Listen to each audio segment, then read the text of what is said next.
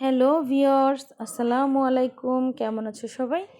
আশা করি আল্লাহর রহমতে ভালো আছো। আমিও ভালো আছি আলহামদুলিল্লাহ। তোমাদের সামনে হাজির হলাম ধামাক্কা একটি ব্লগ নিয়ে। পুরোটা না দেখলে মিস করবা। আশা করি সাথে থেকে পুরো ভিডিওটাই দেখবা এবং একটা কমেন্ট করে জানাবা। তোমরা যারা আমার ভিডিওটা পুরো দেখেছো আর একটা কমেন্ট করবা।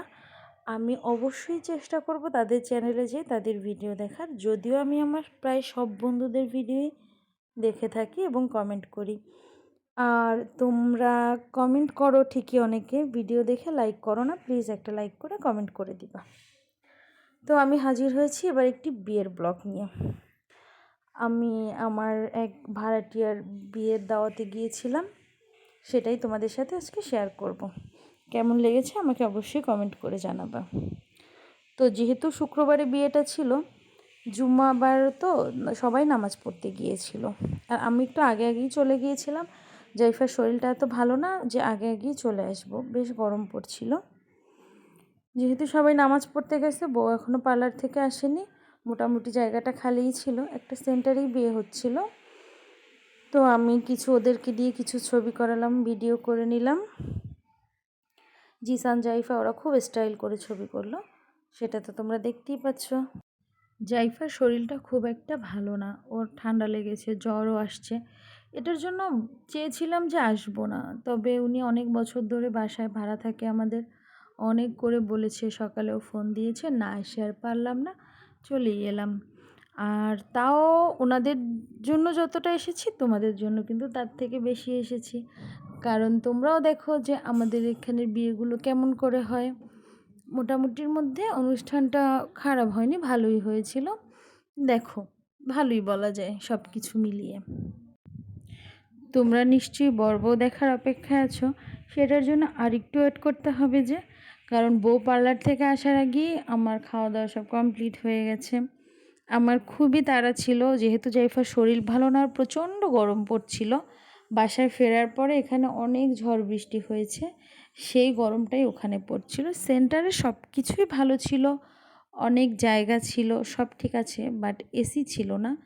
যেহেতু এসি ছিল না, সেহেতু অনেক লোক এক জায়গায় হলে ফ্যানটা কিন্তু আসলে কাভার করতে পারে না। স্ট্যান্ড ফ্যানও ছিল ঠিক আছে, টেবিল ফ্যানও ছিল, সব ছিল, স্লিং ফ্যান ছিল, বাট প্রচণ্ড গরম লাগছিল। জাইফা অনেক দুষ্টামি করছিল, লাফালাফি করছিল, ওর কিন্তু শরীরটা অনেক খারাপ, তাও এমন করছিল। এই যে আস্তে আস্তে গেস্টরা আসছে, আমি যাব না করে সবার আগে চলে গেলাম, বিয়ে দেখলাম। আর তোমাদেরকেও দেখাবো, সবটাই দেখাবো, সেটার জন্য আমার সাথে আরেকটু সময় থাকতে হবে, তাই না? তোমরা একটু ধৈর্য ধরে ভিডিওটা দেখো, তাতে কিন্তু শুধু আমার না, তোমাদেরও ওয়াচ টাইম বেড়ে যাবে। আমি তোমাদের এখন খালি টেবিল দেখাচ্ছি, একটু পরে খাবার ভরা টেবিল দেখাবো। আমি আসলে পুরো পজিশনটা তোমাদের ঘুরিয়ে দেখানোর চেষ্টা করলাম। তো এখন আগে সবাই বলো তো, আমার প্রিয় বন্ধুরা, তোমরা সবাই কেমন আছো? সেটা আমাকে অবশ্যই কমেন্ট করে জানাবা। আমি আলহামদুলিল্লাহ বেশ ভালোই আছি, সেটা তোমাদের আগেও বলেছি। এখন জিসান আসছে আমার কাছে, বলল আম্মু ওখানে একটা খাট আছে। আমি ভাবলাম সেন্টারের মধ্যে খাট কি করছে, চলো দেখে আসি। ও আমাকে নিয়ে গেল অনেক ভিতরে, অনেক জায়গা আসলে সেন্টারটার ভিতরে। এটা মনে হয় কোনো মানে জেলা শহরের সরকারি যে সেন্টারগুলো হয় সেটা হবে। তো হচ্ছে আমি খাট দেখতে চলে গেলাম, যে সেন্টারের মধ্যে কোথায় খাট। পরে এখানে যে বুঝতে পারলাম এখানে বোধহয় বর বসে খাওয়া দাওয়া করবে। স্টেজে বর বসলেও খাওয়া দাওয়ার জন্য হয়তো বর এখানে আসবে। তারপরে সেখানে জিসানকে বসিয়ে ওর কয়েকটা পিক নিলাম। খাটটা কিন্তু এখনও ফুল সাজানো হয়নি, কিছুক্ষণ পরে যখন বউ গেল তখন আমি গিয়ে দেখলাম খাটটা আরও সুন্দর করে সাজিয়েছে। যাই হোক, ডেকোরেশন কেমন সেটা তোমাদের সাথে শেয়ার করছি, তোমাদের কেমন লেগেছে সেটা আমাকে জানাবা। তো অনেক বন্ধুরাই ভিডিও মন দিয়ে দেখো না, অসাধারণ, নাইস, দারুণ বলে চলে যাও, এটা আসলে ঠিক করো না। খুব তাড়াতাড়ি আমরা যারা এগোতে চাই, আমি আমাকে নিয়ে বলছি, শুধু তোমাদের বলছি না, যে আমি খুব দ্রুত গাছের মাথায় উঠে যাব, সময় নিব না, আমার মনে হয় সে খুব দ্রুত পড়ে যাবে। তাই বলছি তোমরা সময় নাও। একটা মানুষকে যখন বন্ধু করবা তাকে সময় দাও, তার ভিডিও দেখো, তার পোস্টে কমেন্ট করো, তার সম্পর্কে জানার চেষ্টা করো, তখন তার ভিডিও দেখতে তোমাদের ভালো লাগবে। যাকে চেনো না জানো না তার ভিডিও দেখতে কিন্তু ভালো লাগে না। সেক্ষেত্রে আমরা কি করি, চ্যানেলে আসি, এসে দৌড়ে চলে যাই অন্য একটা ভিডিওতে, যেয়ে কমেন্ট করে আসবো, আমি হাজিরা দিয়ে আসবো, ভিডিও দেখবো না। তাতে তোমার চ্যানেলেরও ক্ষতি হচ্ছে। আমি ভুলও বলছি না, মিথ্যেও বলছি না, খবর নিয়ে দেখতে পারো। তো খাবারটা চলে আসছে, সেটাই তোমাদেরকে দেখিয়েছি। আমি এমন ফিশ ফ্রাই একদম পছন্দ করি না। সেটা যদি ইলিশ মাছ হয় তাও হয়, এটা মেবি কাতলা মাছ হবে। মাছের পিসটা অনেক মোটাও ছিল, বড়ও ছিল। এটা যদি শুধু তেলে ফ্রাই করেছে হলুদ আর লবণ দিয়ে, আমার মনে হয় ভিতরটা অনেক সাদা হবে। আমার খেতে শখ করছিল না, কিন্তু তোমাদেরকে দেখানোর জন্য প্লেটে নিয়ে দেখবা আমি খেয়েছি, খেতে একদম খারাপ লাগেনি, তবে ভিতরটা সাদা ছিল। আমি সব খাইনি, ফেলে দিয়েছি। তো আমাদের ফ্রিজে দিয়েছে এক পিস রোস্ট, খাসির গোশ, একটা টিক্কা, আর কি দিল ভুলে গেছি আমি, দেখেছো? আর পরে আবার গরুর গোশ দিয়েছে, কোক দিয়েছে, দই দিয়েছে। তবে একটা সত্যি কথা বলি, যাদের বিয়ে তারা হয়তো শুনলে কষ্ট পাবে, তাদেরকে বলছি আর কোনো অনুষ্ঠানে এমন বাবুর্চি রাখবেন না। পেটে কিন্তু যথেষ্ট ক্ষুধা ছিল। খাবারটা যদি মোটামুটি একটু মানেরও হতো তাহলেও মুখে খেতে ভালো লাগতো। খাবারের মধ্যে লবণ ছাড়া আর কিছুরই আমি কোনো টেস্ট বুঝলাম না। না ঝাল, না মশলা, মানে কিছুই না, একদম পানসে ছিল খাবারটা। সত্যি বলছি, খুবই বাজে লেগেছে আমার কাছে। জাস্ট পোলাওটা ভালো ছিল, একটা তরকারিও ভালো ছিল না। কি মাছ, কি রোস্ট, কি খাসি, কি গরু, কিছুই আমার পছন্দ হয়নি। আমি শসাটা ভালো খেয়েছি, শসাটা কচি ছিল, আর দইটা ভালো ছিল। এটা ছাড়া আমি কিছুই ভালো খাইনি। ভালো যে একটা ঠান্ডা পানি দিয়েছিল, নর্মাল পানিও ছিল, তবে আমাদেরকে ঠান্ডা পানি দিয়েছিল। কোল্ড ড্রিঙ্কসটা বেশি ঠান্ডা ছিল না, একটু ঠান্ডা হলে ভালো হতো।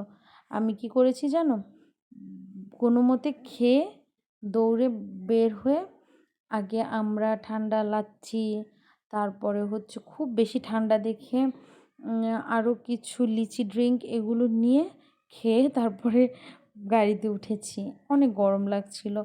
এগুলো যদি আরেকটু ঠান্ডা হতো, কোল্ড ড্রিঙ্কসগুলো হয়তো একটু ভালো লাগতো। আমি খাওয়া দাওয়া শেষ করে গিফট দিতে আসছি, সেখানে এসে পানও কিন্তু খেয়েছি, সেটাও তোমাদের সাথে শেয়ার করছি। আর গিফটটা দিলাম, দিয়ে পান নিচ্ছি এখানে। পানটা খাওয়ার পর আমার প্রচণ্ড পরিমাণে মাথা ঘুরাচ্ছিল। যদিও শুকনো সুপারি ছিল, তাও কেন এভাবে মাথা ধরছে জানি না। পানগুলো অনেক বড় বড় ছিল। তো বউ দেখতে আসলাম, বউ এখানে ফটোশ্যুট করছিল, ভিডিও করছিল। আমি বুঝলাম না যে স্টেজ রেখে এসে কেন এই চিপার মধ্যে ফটোশ্যুট করলো, বুঝিনি যদিও। ঠিক আছে, জিজ্ঞেসও করিনি, সেটা না হয় পরে বাসায় আসলে জিজ্ঞেস করে নিব। কিছুক্ষণের মধ্যে বড় চলে আসলো। ওদের বিয়েটা মসজিদে হয়েছে, এর জন্য কিন্তু এতক্ষণ জায়গাটা ফাঁকা ছিল, কারণ সব পুরুষ লোক এতক্ষণ মসজিদে ছিল। বিয়েটি কমপ্লিট করে এসেছে, বর তো দেখছি বেশ খুশি। বর আর বউকে সেম দেখতে, একই রকম মনে হয় যে দুই ভাই বোন। হ্যাঁ, যেমন বউ তার তেমন বর। আবার এটাও বলা যায় যে যেমন বর তার তেমন বউ, আপনারা যেভাবেই ধরে নেন, বিষয়টা সেরকমই। একদম পারফেক্ট জুটি যেটাকে বলে। হ্যাঁ, তো বরকে আবার উঠাই নিয়ে গেছে। হয়তো ওখানে হুজুর সরা কলমা কাবিন দুইটার মধ্যে হয়তো পার্থক্য আছে। কাবিনটা হয়তো এখনও হয়নি, সেটা হবে। মানে এটা করার জন্য এখন বরকে উঠিয়ে নিয়ে গেছে, সেটা নিয়ে ওখানে একটু কথা হচ্ছিল। দাঁড়াও, তোমাদেরকে আমি সেটাও দেখাচ্ছি। আগে আমি বর উঠে যাওয়ার সাথে সাথে এখানে কিছু সেলিব্রিটিরা চলে আসছে, তোমরা দেখতেই পাচ্ছ, তারা ছবি নিচ্ছে। সেলিব্রিটিদের ছবি তোলার পরে এখানে ছোট্ট সেলিব্রিটি আরেকজন চলে গেছে, বর তাকে ডাকছিল।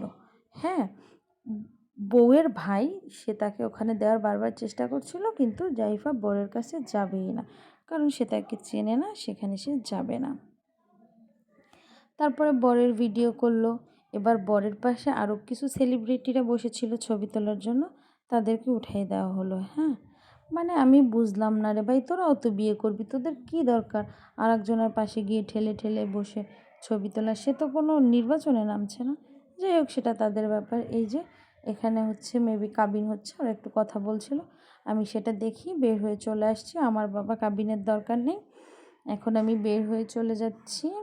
আমার আমার চোখ হচ্ছে কোন দিকে একটা আমি ভালো দোকান পাবো, আমি সেখানে বসে আগে ঠান্ডা কিছু খাবো, তারপরে গাড়িতে উঠবো। হ্যাঁ, এখানে কিছু লোক দাঁড়িয়ে কথা বলছিল, সেটা তোমরা দেখতেই পাচ্ছ। এখন আমি তোমাদেরকে বরের গাড়িটা দেখাচ্ছি। এগুলো কিন্তু আবার বরের গাড়ি না, তোমরা ভুল বুঝো না। হ্যাঁ, বরের গাড়িটা ফুল দিয়ে সাজানো, সেটা নিশ্চয়ই তোমরা জানো। এই যে বরের গাড়ি চলে